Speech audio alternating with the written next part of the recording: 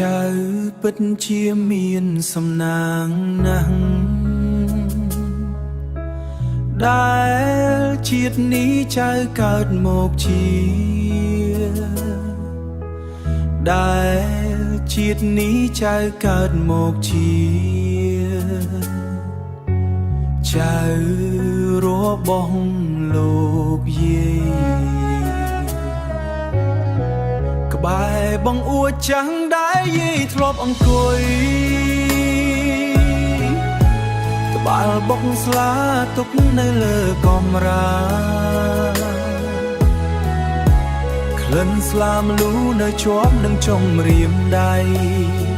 ក្លិនដែលមិនដែលបាត់បង់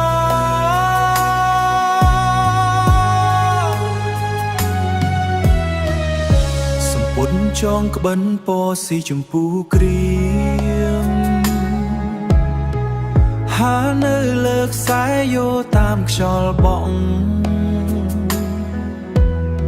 ដែលយាយធ្លាប់កាន់នំគល់នឹងដងកាំបិតឥឡូវនៅសល់តែស្នាមប្រេងលើឈើស្នាមប្រេងនៃពេលវេលា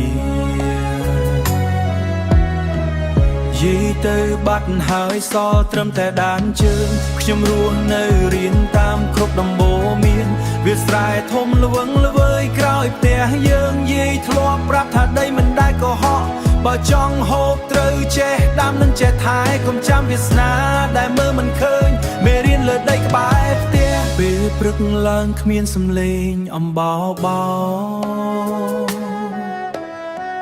គ្មានផ្សែងហុយចេញពីចង្ក្រានបា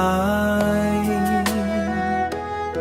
អង្គក្នុងធុងនៅសល់ពេញដដែលតែអ្នកដាំបាយឲ្យចៅទៅបាត់ហើយ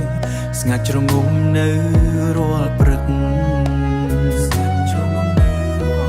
យាយទៅបាត់ហើយសល់ត្រឹមតែដានជើងខ្ញុំរស់នៅរៀនតាមគ្រប់ដំបូន្មានចង្គៀងប្រេងកាតរលត់បាត់ទៅហើយសល់តែពន្លឺព្រះច័ន្ទក្បែរមាត់ទ្វា